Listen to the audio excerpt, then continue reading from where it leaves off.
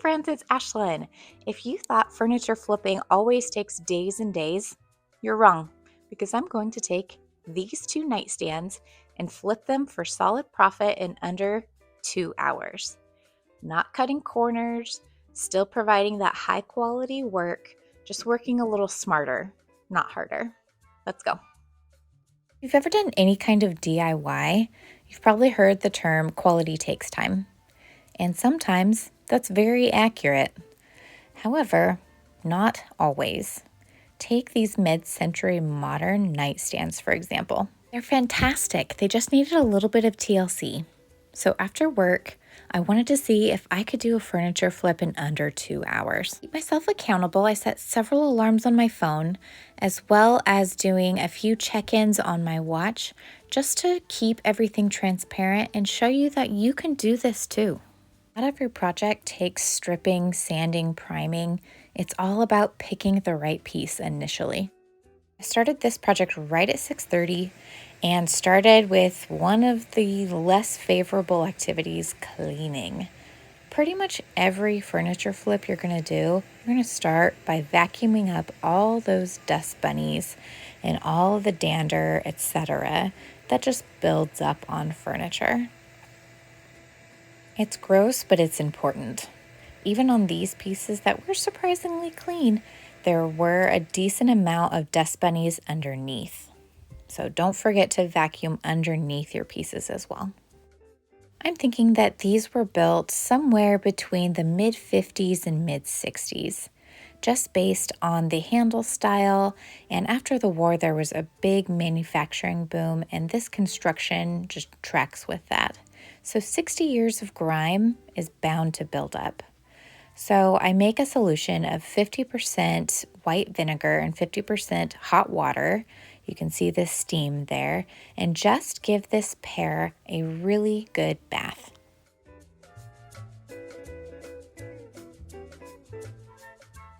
Then I'm going to rinse that vinegar solution off with just some tap water and a nice clean rag.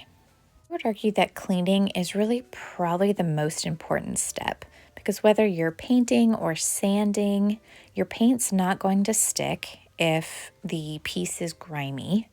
And if you're sanding, you're going to just sand all that dirt and yuck into the piece. You don't want to do that.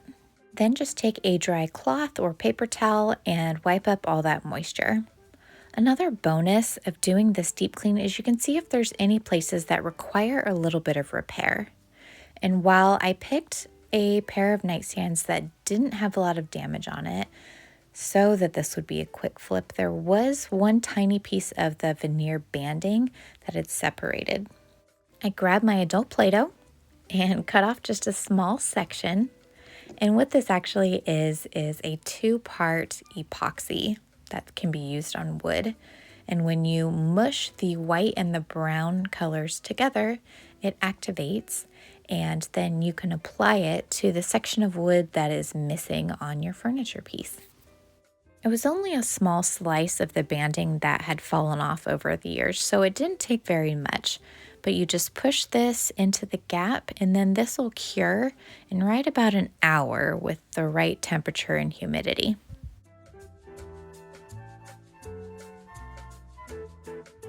Been 20 minutes, and we've got this pair of nightstands all cleaned up and that epoxy applied and drying while we move on to other parts of the project. Stacking tasks like letting the epoxy dry while moving on to something else is key to keeping a furniture flip quick. Now, that's not always possible, especially depending on the weather, but in this case, it worked out great. So I moved on to removing the drawers and the handles. Don't ask me why I didn't do this first. I don't know, because I had had a long day and I was doing this after work. Here's the star of the show, Howard's Restore a Finish. And if you've been a subscriber or watched any of my videos, you know that this is a product that I come back to over and over and over again. It consistently produces a high quality outcome, and it's just easy. However, it does have quite a strong scent, so please wear your PPE, your personal protective equipment, and keep your lungs safe. One of the reasons that I love this product is it's basically foolproof. All you do is pick the wood shade that closely matches the piece that you're working on, put it on a clean rag or steel wool if your scratches are deeper, and rub it on the wood. And that's pretty much it. How it works is it contains a solvent blended with stain and mineral oil. That's why you have to pick the shade of wood that you're working on. And then it penetrates through the existing finish just to blend out the scratches and restore the color. Pretty great, right? I do want to be honest that I did go back in with some steel wool and just really get in there on the fronts of these drawers, but I forgot to film it. And then you just grab a clean paper towel or rag and wipe off any excess that may be remaining on the area that you just did, and you're good to go.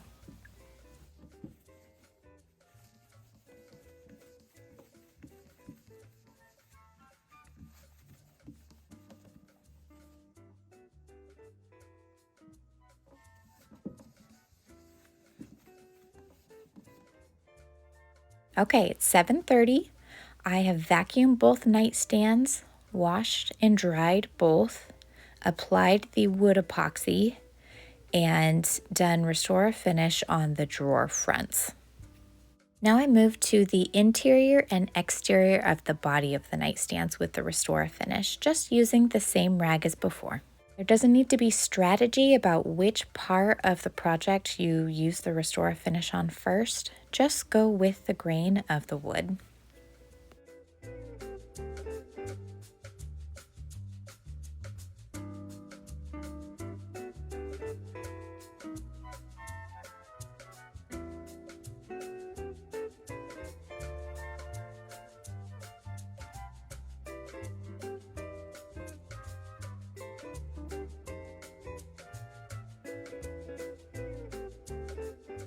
The quickwood has dried on that little piece that we filled, and I grabbed some 220 grit sandpaper and just even out the area so it's flush with the rest of the side.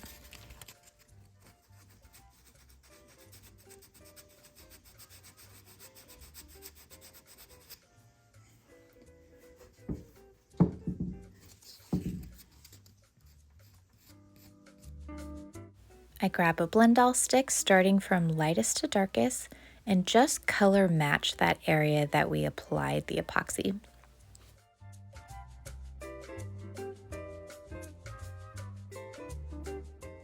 Spray de-wax shellac between color changes of blend-all sticks.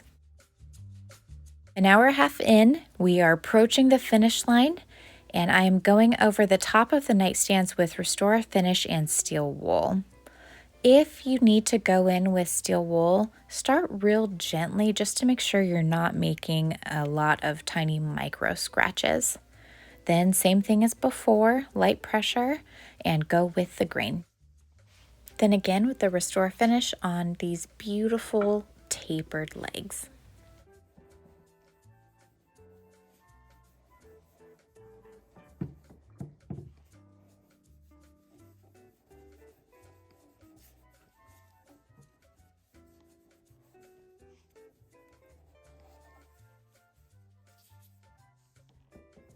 Then wipe off the excess with a dry paper towel. When the handles were off, I thought about doing some brasso or polishing them, but I really do enjoy the patina on them. Let's see if you can spot what I did wrong in reapplying these before I figured it out.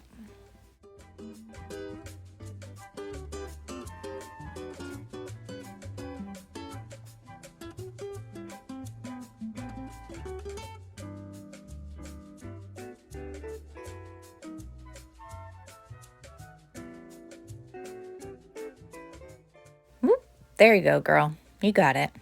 Like I said, it'd been a long day.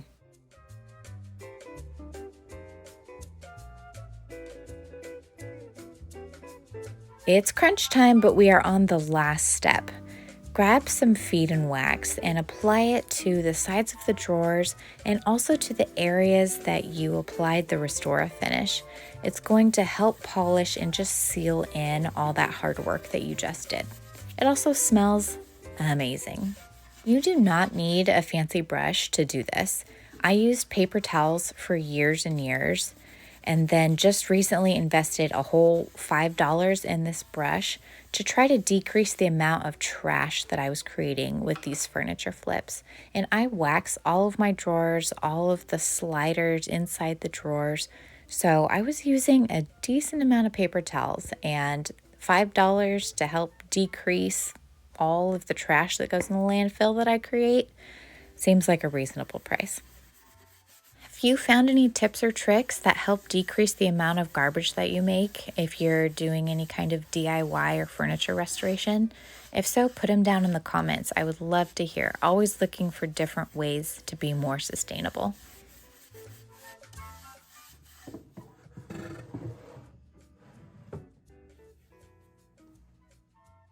All done, right? Not quite. Restore Finish is quite flammable, so put all of your rags in a sealable pot, put some water in there, and carry it away from your home. No one wants a surprise fire. All right, 1 minute under 2 hours, and no, that was not just for dramatic effect. It just worked out that way. But here is the final finished pair of nightstands. This is not some big dramatic before and after.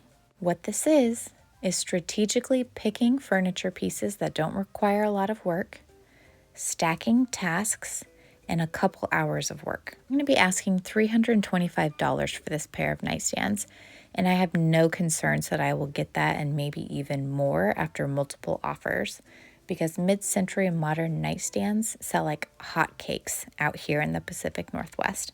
If you learned something or even intrigued by this video, feel free to give it a thumbs up and consider subscribing.